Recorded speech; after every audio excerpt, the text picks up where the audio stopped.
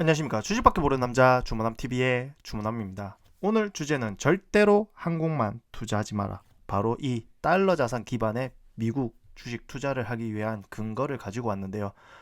이제 앞으로 미국 주식에 대해서 지금 조금씩 업로드를 할 예정입니다. 일단 무엇보다 제가 주로 투자하고 있는 테슬라에 대한 정보를 올릴 거고요.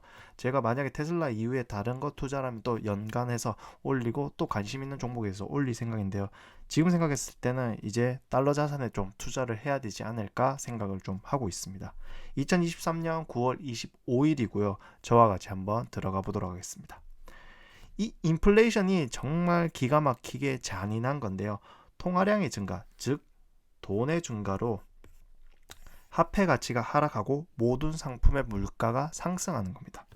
보시면 알겠지만 1970년부터 2020년 그리고 그 이후에 2023년 현재까지의 이 M2 바로 실질적인 시중 통화량 M1 정기 예적금, 국채, 지방채 시중에 이제 움직이고 있는 돈의 모든 것을 이제 설명해 놓은 화폐인데요. 사실 70년부터 2020년까지 어마무시하게 이제 돈이 풀렸습니다. 이만큼 돈이 많이 풀렸기 때문에 물건 가치보다 더 희소해진 것이 아닌 많이 풀려 있는 돈이 희소해진 물건 가격보다 훨씬 많이 쳐진 거다. 그래서 쉽게 생각해서 88년도에 짜장면을 1112원을 먹었다는 게 2022년도에는 8,000원. 대략 7배 정도의 차이 난다. 그냥 실질적으로 볼 수 있는데 70년대부터 따졌을 때는 그만큼 많이 늘었다는 거죠. 그래서 현재 시중에 돈이 엄청나게 많이 풀렸다.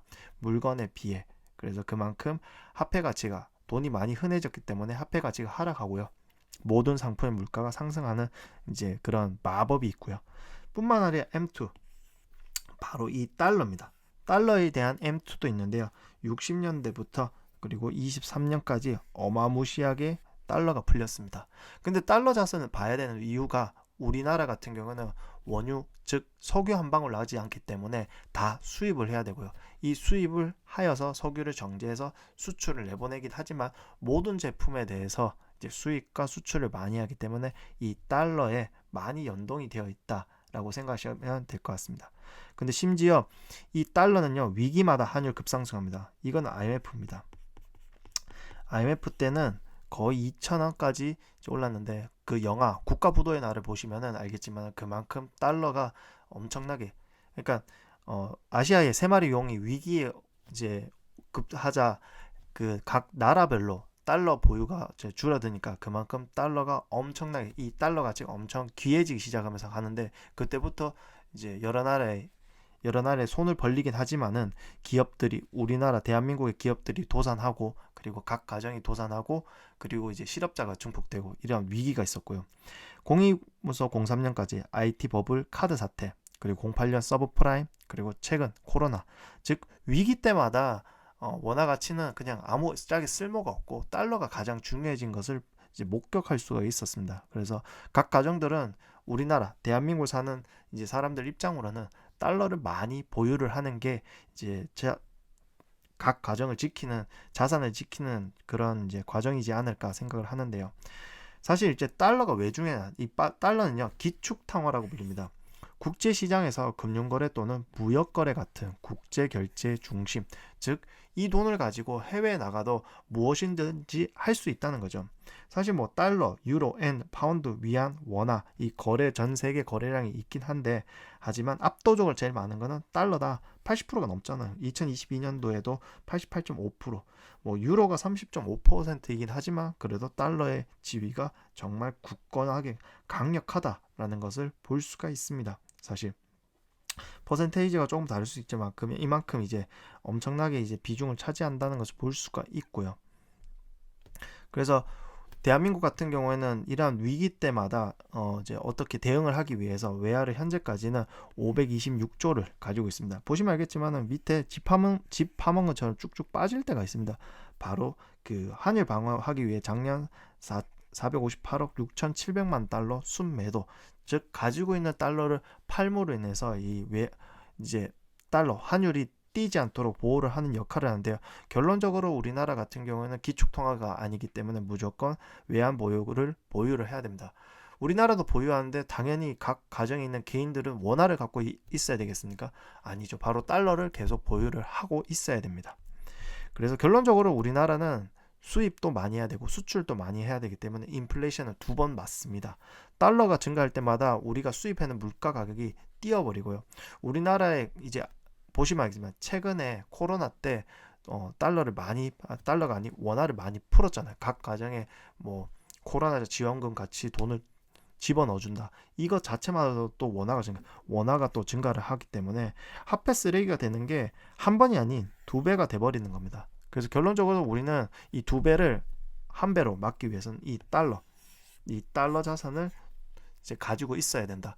원화를 가지고 이제 예금이나 적금에 넣는다는 거는 정말 이거는 위험한 일이고요. 사실 인플레이션이 눈에 안 보이기 때문에 사람들이 그거 가치를 모르지만 결론적으로 여러분 아실 겁니다. 올해 짜장면 가격과 내년의 짜장면 가격이 엄청 다르다는 걸. 그래서 우리는 달러를 가지고 있음으로 인해서 이제 이거를 보호할 수 있다라고 생각을 할 수 있는 거죠. 그리고 우리나라 같은 경우는요. 이 노동력 일할 수 있는 노동력의 감소는 앞으로 좀 더 가속화될 겁니다. 즉 국가 경쟁력 중에 일을 할 수 있는 노동자의 비율도 굉장히 중요한 지표가 되고 있습니다. 왜 중국이, 왜 인도가, 왜 이제 미국이 그렇게 유명하냐면 인구가 엄청 많기 때문입니다. 하지만 우리는 20에서 60세, 즉 대한민국의 허리를 지지하는 게 20년만 되면 위로 올라가면 60세가 80세, 50세가 70세, 그리고 40세가 60세 뭐 등등이 되면은 밑에 있는 다리 부분 눈으로 보면 알겠지만은 정말 좀 야리야리합니다 사실. 그래서 이 밑에 있는 다리층이 위로 올라가 봐야 우리 허리층이 많이 줄어들기 때문에 그만큼 노동력 감소가 가속화되고 그만큼 국가 경쟁력이 줄어들고 우리의 원화 가치는 더더욱더 쓰레기가 된다고 생각하시면 좋을 것 같습니다. 그래서 현재 대한민국 인구는 5,155만인데 사실 이거에 대한 5,155만은 이제 앞으로 살면서 볼 수 없을 인구의 수가 아닌가라는 생각하고요. 가인년석당 지금 인구가 0.7명이고요.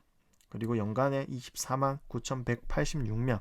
그러니까 앞으로 인구가 점점 줄어든다라고 생각하시면 좋을 것 같습니다. 그래서 그만큼 국가 경쟁력이 줄어들고요.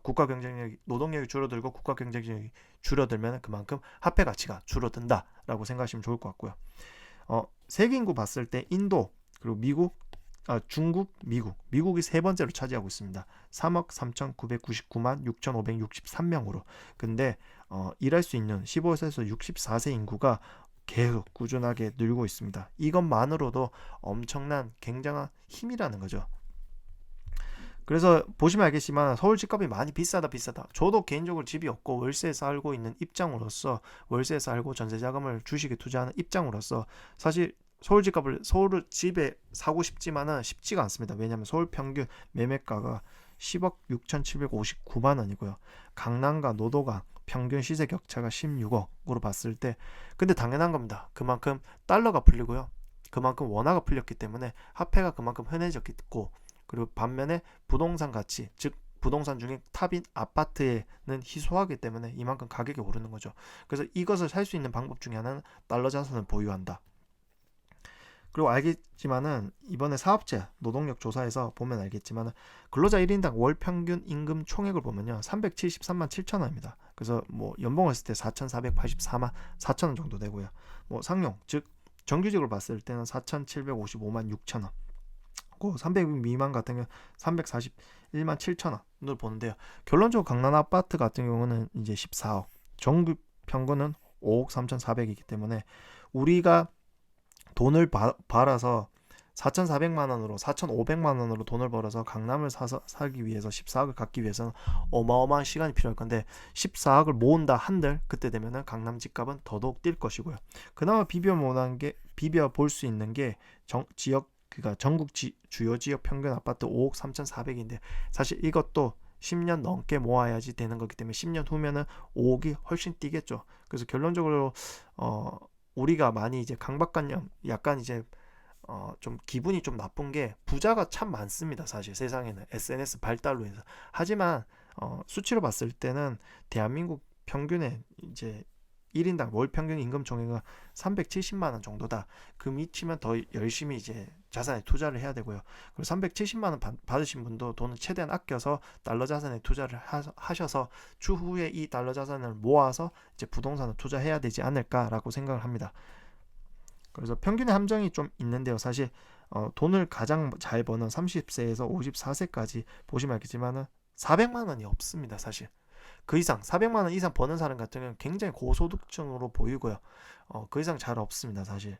그러니까 그 위에 있는 사람들, 그러니까 SNS를 통해서 보이는 그 이제 돈 많은 사람들의 느낌은 느낌일 뿐이고요. 사실 실질적으로 이제 보시면 알겠지만은 돈을 많이 버는 30세에서 54세까지는 400만 원 이상 벌기가 참 쉽지 않다라고 생각하시면 좋을 것 같고요. 그래서 열심히 모으고 아끼고 하셔야 됩니다. 사실. 그래서 미국에 투자를 해야 되는데요. 1번부터 50위까지 혁신기업 이노베이티브 컴퍼니인 2023년인데 우리나라 같은 경우 삼성전자 하나 있습니다. 2013년도에 보시면 알겠지만은 한 4개 정도 있었던 것 같은데요. 2023년 넘어갈수록 쭉 줄어든대요. 아시다시피 미국에 투자하고 싶은 이유 중에 하나는 우리가 아는 기업입니다. 뭐 애플, 테슬라, 아마존, 알파벳, 마이크로소프트, 그리고 파이자, 존슨앤존스, 스페이스X, 엔비디아, 엑스모빌, 메타, 나이키. 뭐 17위까지만 하더라도 많은데 뭐 IBM, 3M, 그리고 오라클 뭐 등등 있습니다. 그래서 이런 미국의 혁신 기업에 잘 투자를 해서 달러 자산을 벌어들여야 되고요. 그리고 이제 가장 이제 거슬리는 것 중에 하나가 지금 현재까지 미국은 기준금리가 5.5, 대한민국은 3.5입니다. 사실 아시다시피 옆에 있었던 이 대한민국 전세제도라는 특이한 제도가 있기 때문에 이 전세자금 대출이 엄청나게 내관이 되기 때문에 쉽게 금리를 올릴 수가 없습니다. 하지만 미국 한미금리가 이만큼 2% 격차가 났는데요. 좀 더 나면은 사실 외국인들이 주식시장 그리고 우리나라 자산시장에 투자하고 있는 돈을 빼버리면 더더욱또 우리나라가 힘들어지기 때문에 또 만약에 미국이 금리 인상을 하게 되면 우리나라 입장으로는 또 금리를 올려야 되는지 말아야 되는지 또 고민이 깊어지는데 결론적으로 이번에 2%포인트 격차이기 때문에 이 역시도 대한민국 기축통화국이 아닌 대한민국으로서는 약간 걱정이 되는 포인트고요. 가계부채가 통화정책이 어렵게 해라는 이제 이 기사가 있는데 전국 그러니까 전 세계에서 저희보다 빚이 가계부채 비율이 높은 게 세 군데밖에 없습니다. 보시면 알겠지만 캐나다 그리고 호주 그리고 스위스 요렇게 세 개고요. 그 다음 대한민국인데요. 대한민국 제일 걸리는 거는 이 전세자금이라는 거죠. 그래서 결론적으로는 달러 자산에 투자를 해야 됩니다. 그렇다고 해서 달러를 교환해서 가지고 있다. 이거는 그냥 예금을 하고 있다. 환차익 정도만 먹겠다는 거고요. 그게 아니라 이 주식을 투자를 해야 됩니다. 1년에 50% 이상 성장하는 기업, 30%, 25%그 성장을 한다는 건요. 그만큼 내 자산이 기업이 50% 성장하면 50%만큼 커진다는 거죠. 사실. 그러면 대부분 갑니다. 주가가 빠지던데 네, 주가는 빠지지만 결론적으로 50% 성장해서 실적이 그만큼 찍히면 나중에 시간이 흐르면요. 그만큼 실적과 주식이 일치하는 것을 볼 수가 있습니다. 그래서 저 같은 경우에는 이제 최대한 이제 달러 자산 즉 미국 주식이 극대화하기 위해서 테슬라를 투자하고 있기 때문에 결론적으로 이제 앞으로 테슬라에 대한 정보를 계속 올릴 예정이고요. 나아가 제가 관심 있는 미국 주식에 대해서도 공부해서 뭐 올리도록 하겠습니다. 저보다 훨씬 많이 똑똑한 사람들이 많이 올리긴 하지만은 제가 공부해서 제 수준으로서 또 올려서 또 도움이 될 수도 있기 때문에 열심히 한번 작성해서 올리도록 하겠습니다. 감사합니다. 다음 주에 찾아뵙도록 하겠습니다. 감사합니다.